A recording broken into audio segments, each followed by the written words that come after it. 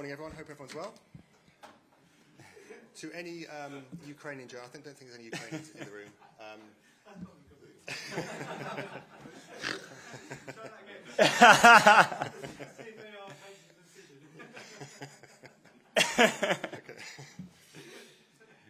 Funny. Okay, let's go. Let's go. I think if the cameras are ready at the back, we'll kick off with Alex from the BBC. Hi, Mikel. Hi. Your unbeaten start to the season was ended at Bournemouth. What did you say to the players after that game, and what's the message ahead of the match against Shakhtar? Well, very clear. Puts a bit of perspective into the situation. Obviously, we want to win in any context. The reality is that we have made that context very difficult to ourselves. It was very difficult already with the amount of players that we had out on the schedule and the games that we had to play. But that's the reality. And for that game, we didn't get away with it. We could have done, and it could have been a very different narrative. The reality is we didn't. And now the context is that we have lost one game in 6 months. And, okay, now we have to win again, win the context that we have lost for the first time in 6 months. So let's show it. That's 3 red cards in Premier League games. There's been lots of talk around your side's disciplinary record. Do you think your team has a problem with discipline? Well, I mean, playing with 10 men, obviously there is an issue. The truth is when you analyze the 3 very different actions and the outcome of them, the reasons are very different. Regardless of that, we cannot continue to play with 10 men, especially at this level, and you see how we're struggling. All the teams have to win football matches. When you want to do it against 10 men for 65 minutes, the task becomes almost impossible. So we need to eradicate that. It's clear why, the reason, and how. It doesn't matter. We have to focus that it has to happen. You have to play without Martin Odegaard and Bukayo Saka. Are they any closer to being back and available? And if they're not, do your team have to learn how to play without them? They are closer, and they're both progressing really well. Martin is still not fit. With Bukayo, let's see how he feels today and the training session that we have later on. Paul from Sky. Mikel, you mentioned that was your first defeat in 17 matches. In terms of the bigger picture, did that form part of your discussions with the players since the Bournemouth game? And also, what have you said to them about eradicating those kind of mistakes that the likes of you and Declan Rice have talked about after that? Well, I think we are already aligned, that we cannot continue to play with 10 men. That's fine. Easier to get it, to say it than to get it done, because there are very specific moments that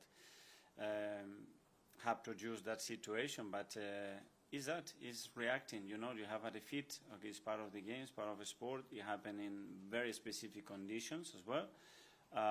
Let's move on. Take that pain that we still have in that tummy, use it for tomorrow night. Yeah, it's obviously a quick turnaround for another game.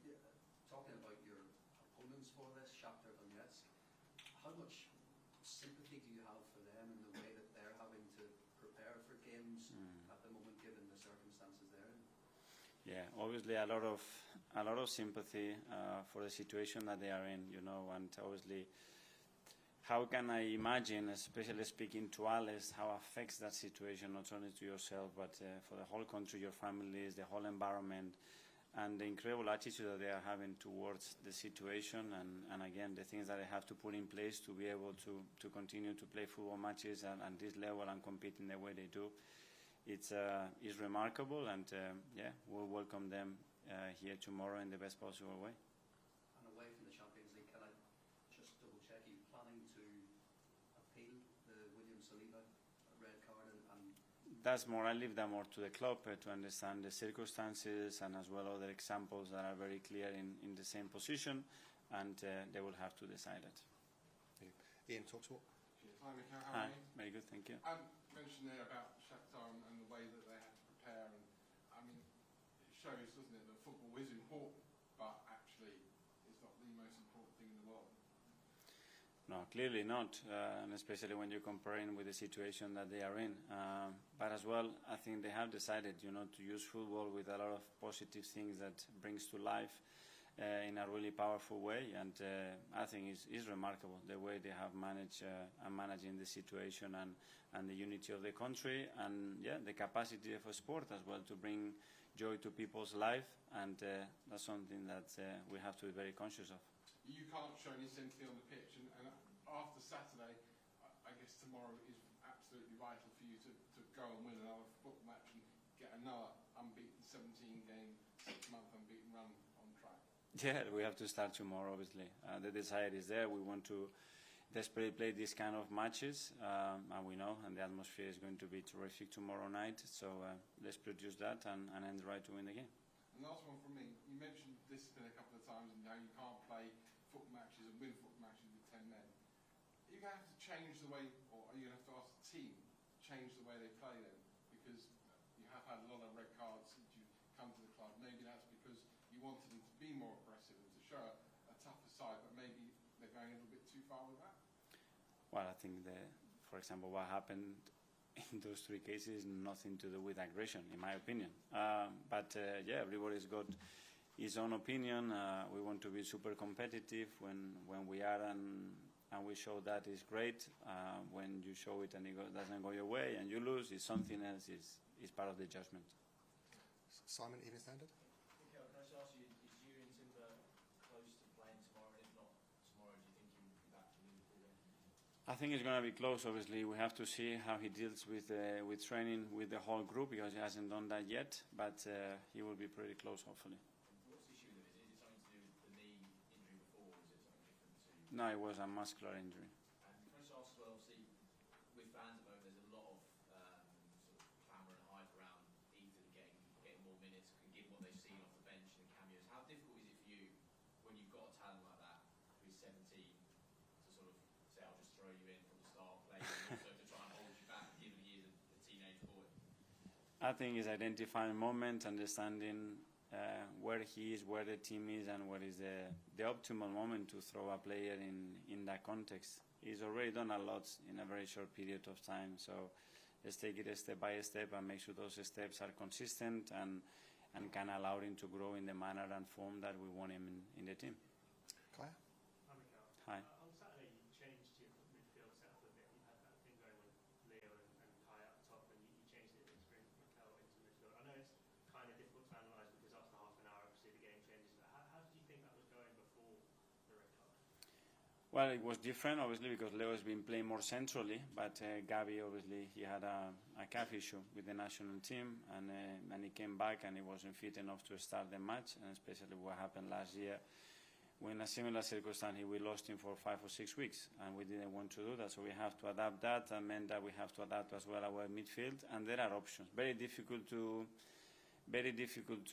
have a proper assessment, because I expected the first 15-20 minutes of Bournemouth away to be in a certain way that planned to, and we have to let the brownies settle a little bit to see a little bit more things. But yeah, there are different and new connections that obviously with the injuries that we have to try. It's like the first time we played Leo and Kai, I heard a lot of things that we're playing 4-4-2 and this connection, and then it was flowing and it was magnificent. So things need time in terms of unit connections, and probably yesterday or the other day's game is not the best one to analyze and take a lot of things from it. Just one on Alex as well. It's obviously a big game for him tomorrow. Yeah. He played just 10 minutes since the first weekend of the season. I know he's had an injury which just gets him out for a long time, but how has his role changed now? Because there's obviously so much competition for places in the fullback position, and he was so important when he first came in. And maybe he, at least from the outside, it seems like his influence on the team is diminished slightly. But how big a role does he still have to play for you going forward? Yeah, hopefully a big one. Obviously, we need him fit. Availability is a big factor to maintain consistency. And obviously, last year we had quite a lot of issues with that. And the start of the season again, hopefully he's now fit. We can start to use him. He can start to impact the team in the manner that he can, which is really powerful as well. And that's what we're hoping. Art? Hi. I know you spoke about Jack a little bit last week. I was just wondering, I think he was joining your coaching staff in the September international break when there was, I guess, less international players around. And I was wondering, in that men's coaching setting, what you might have saw from him. Did you see anything you liked from him? Well, obviously that's a collaboration that we had. The same with Mehmet. Every time that we are dealing with a lot of academy players, and he was involved. He's been great in everything, in terms of supporting the first team, in terms of bringing ideas, in terms of collaborating with anything that we wanted. I know him. We play together. We have a good relationship, and yeah, let's see. And in terms of, I guess, coaching first team players and academy players, is the skill set a little bit different? What you might need to give to an 18-year-old compared to a 25, 26, 27-year-old? Yeah, but every player is different at the end, and every nationality and the education and culture that each of them have is different. But Jack is very experienced because he's played in the game for such a long time. So you have to have that skill as well to connect with your teammates and with your coaches. And they are all different ages, different backgrounds.